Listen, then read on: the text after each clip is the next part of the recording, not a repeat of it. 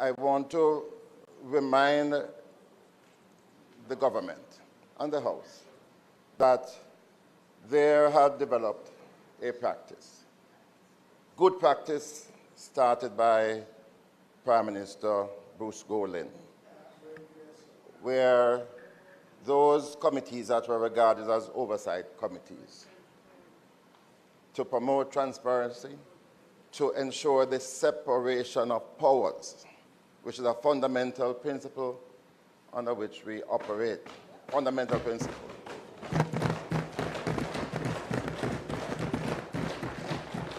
That those committees would be chaired by the opposition.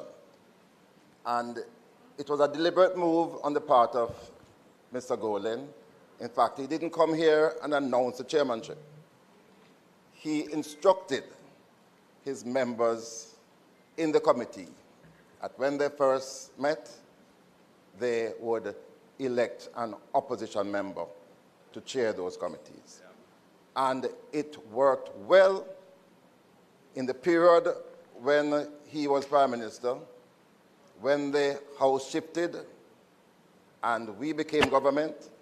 It was continued and it was lauded by the then opposition. And then in 2016, it continued under the current Prime Minister. And then all of a sudden, in 2020, it stopped. And at the time when it was stopped, we were told that, well, we weren't meeting the mark as chairman, which is not true. And that because you had so many members, you want to make sure that they were active. What have we found since 2020 to the end of the last session? The inactivity was glaring, glaring, absolutely glaring, absolutely glaring. And I am using this opportunity to ask the government to reflect on this position. It's a fundamental position.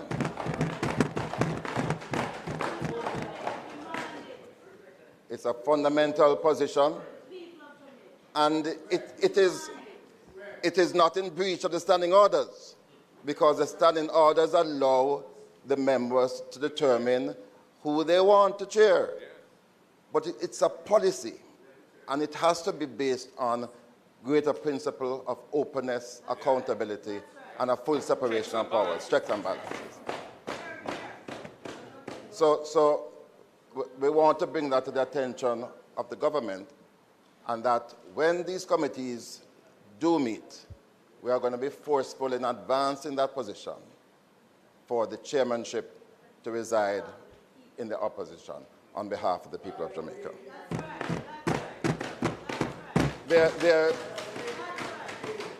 There is a third and probably the most fundamental issue.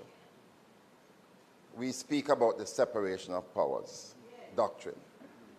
And that is not only theory.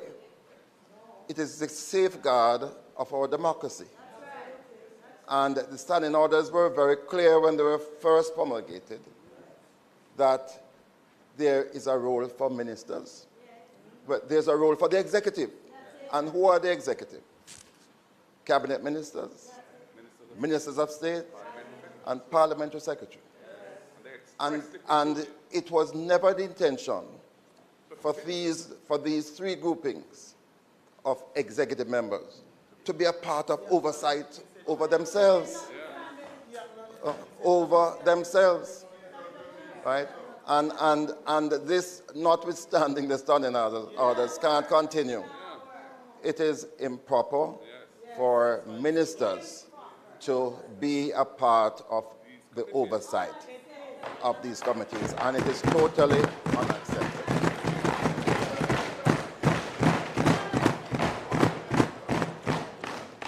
So leader of government, in the spirit that we have agreed to work as we try to ensure that there is greater reaching across the aisle and working together for the interests of Jamaica, we believe that these principles I have enunciated must be preserved, and we are going to hold fast to them. Thank you.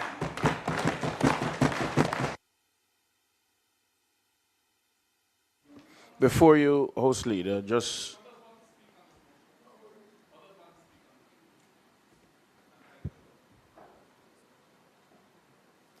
before you go, I just want to bring it to the House attention that a consultant from the Commonwealth Parliamentary Association has completed a draft of amendment to the standing orders, and this will be presented to the Standing Order Committee in short order.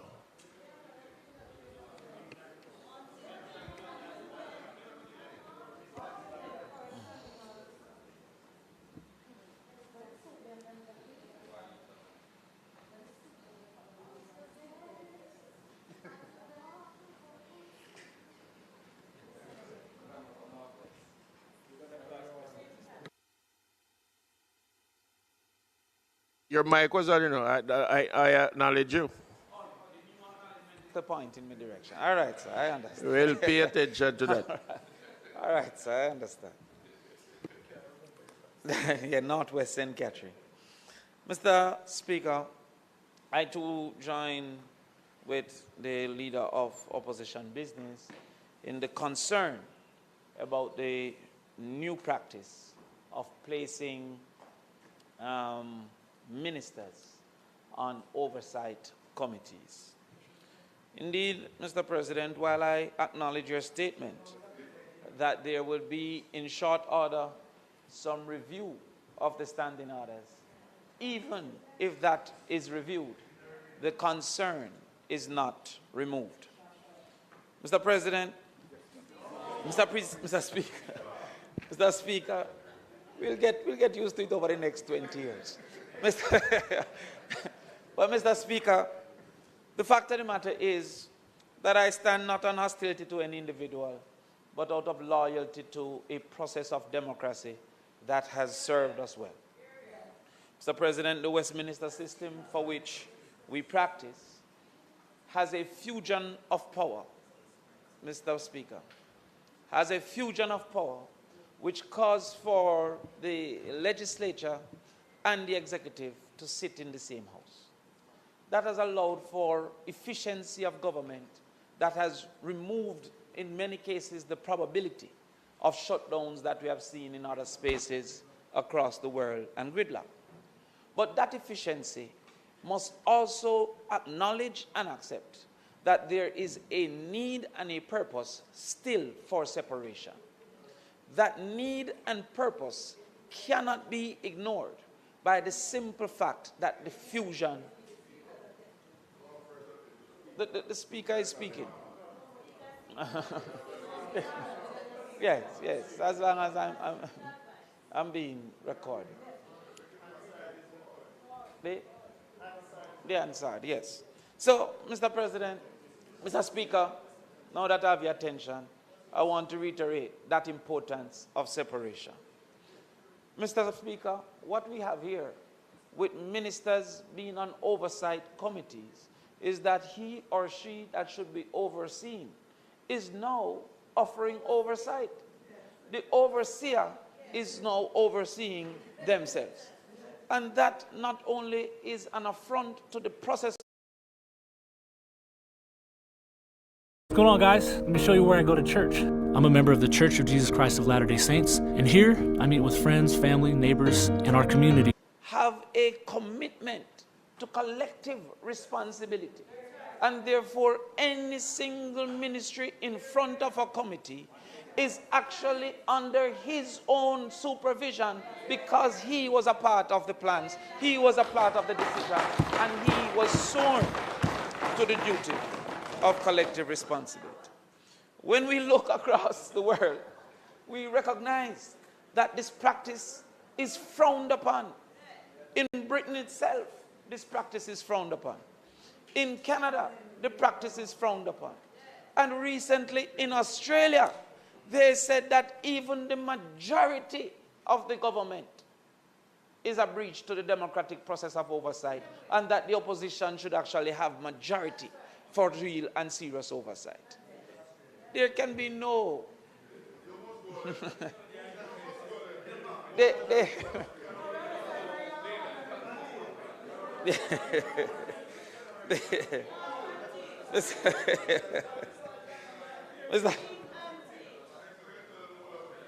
the most fundamental purpose. And you know, one of those who should be protecting oversight as a backbencher is now promoting not being a chair of any of those committees that is there. But you know, I want you promoted. I'm going to stand on your behalf.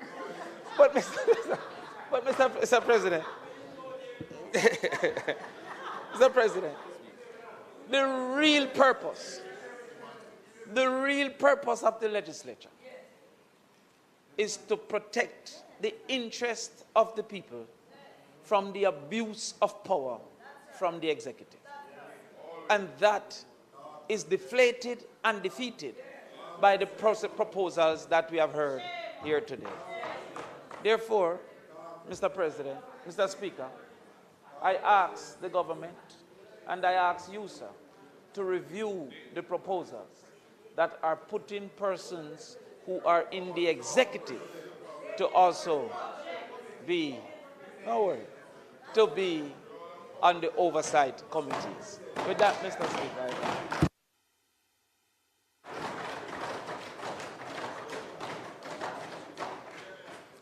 Member from West Central St. James.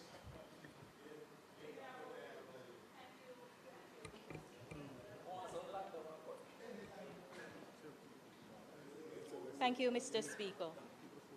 Mr. Speaker, I have taken note of the submissions made, and I believe it is important to remind everyone who is listening that the standing orders themselves provide for their suspension at Standing Order 86. Any one or more of these standing orders may, after notice or with the leave of the Speaker, be suspended on a motion. So where leave is requested and obtained and the standing orders